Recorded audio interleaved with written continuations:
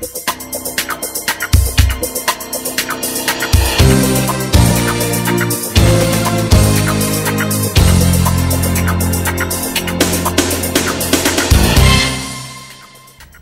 no ar o programa Estação Saúde, sempre um espaço que nós dedicamos aqui na Unisul TV para levar até a sua casa informações de bem-estar e, claro, prevenção de doenças. No programa de hoje vamos falar sobre a epilepsia, uma doença que muita gente tem dúvida e ainda há muitos mitos.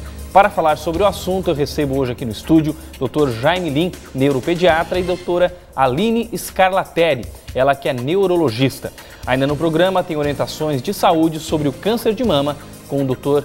Mário Caporal. Você é meu convidado a estar acompanhando o programa a partir de agora. Doutora Aline, bem-vinda novamente ao programa. Obrigada. Seja bem-vinda. Muito obrigada, Ricardo. Doutor Jaime, novamente aqui no programa. Sempre que a gente tem informações importantes para trazer, e sempre que ele tem informações, a gente traz ele aqui no programa para estar com a gente. Obrigado, doutor. Obrigado, eu que agradeço. Falar um pouquinho então da epilepsia, um assunto que a gente está há 6 anos no programa aqui, doutores, e a gente nunca tratou, né? Mas é um assunto que a gente ouve falar, muita gente tem dúvida. E começar contigo, doutora, a gente até comentava antes de iniciar o programa que 1% da população em todo mundo vai ter a doença, né? Exatamente. O que é a epilepsia, doutora? Então, na verdade, o termo epilepsia muitas vezes não é conhecido da população. Resumindo, falando em termos bem simples, a epilepsia na verdade é um conjunto de doenças, a gente até usa o termo no plural, Ricardo, epilepsias, porque na verdade é um conjunto de doenças, né, que predispõem o paciente a ter crise convulsiva. O que é a crise convulsiva? Geralmente as pessoas chamam de ataque epilético, ataque convulsivo. Então é a crise que o paciente tem, né, a tendência que ele tem de desenvolver crises convulsivas. Então isso é a epilepsia. Na verdade, a epilepsia pode acometer pacientes de qualquer idade. Então, é tanto de crianças, assim, das primeiras horas de vida, até os mais idosos. Então, qualquer um está sujeito a ter uma crise convulsiva na vida. Na verdade, as estatísticas mostram que a chance da pessoa ter uma crise na vida, né, assim, em torno de 10% da população vai ter uma crise convulsiva na vida. Se essa crise convulsiva se repete, né, ou se nas investigações, os exames de imagem, os exames complementares, no caso o eletroencefalograma, mostra que provavelmente essa crise vai se repetir, aí sim o paciente tem epilepsia. Então, é importante diferenciar que assim, o paciente que tem epilepsia, né, geralmente ele tem crises convulsivas, mas quem já teve uma crise convulsiva na vida não necessariamente tem o diagnóstico de epilepsia. Então, isso tem que deixar bem claro para a população. E também, assim, tentar entender o que acontece com o paciente que tem crise convulsiva.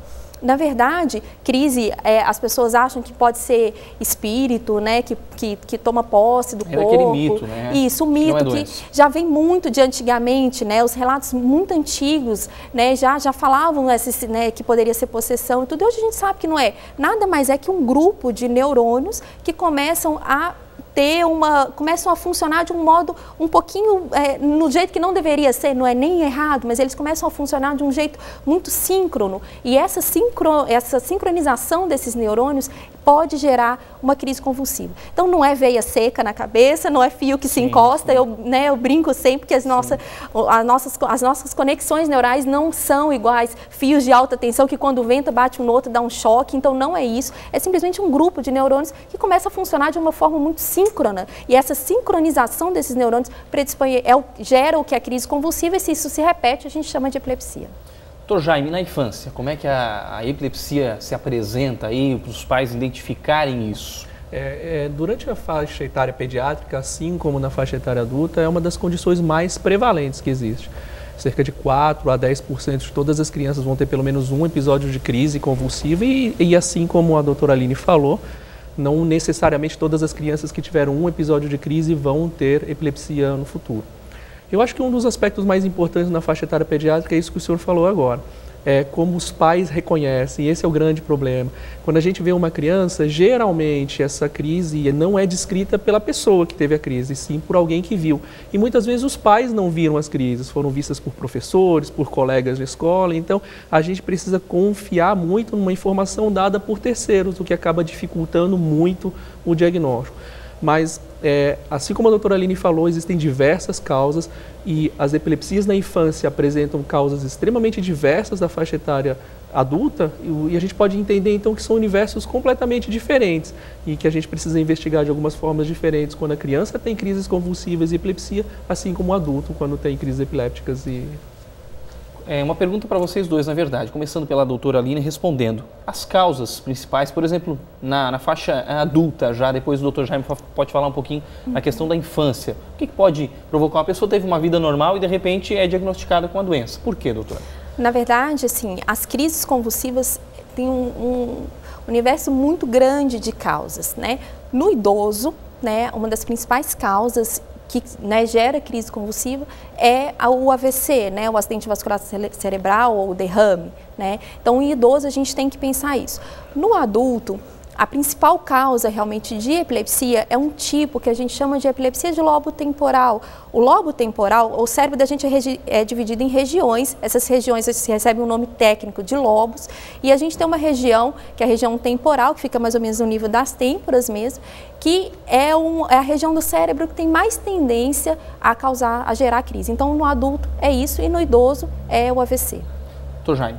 Então, na faixa etária pediátrica, por outro lado, o tipo de crise de epilepsia mais comum é a conhecida crise febril. Na verdade, a crise febril é uma crise geneticamente determinada, a criança tem uma predisposição genética, então há necessidade de você sempre perguntar se existe uma história familiar positiva desse tipo de crise, e essa disparada é uma das causas mais comuns.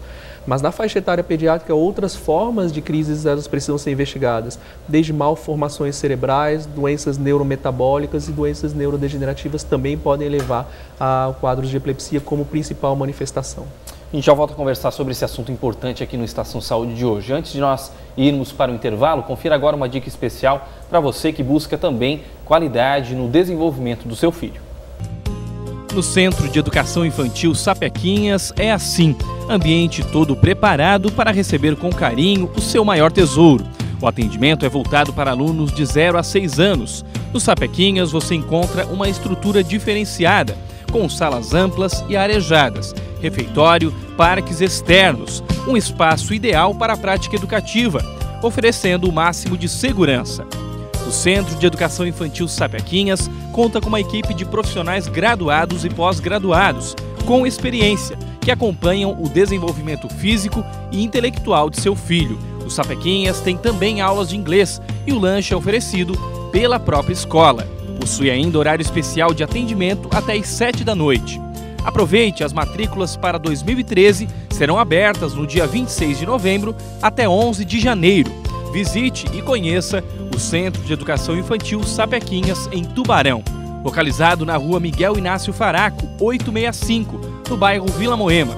Informações também pelo telefone 3626-2065. Centro de Educação Infantil Sapequinhas, matrículas abertas para 2013, entre 26 de novembro até 11 de janeiro.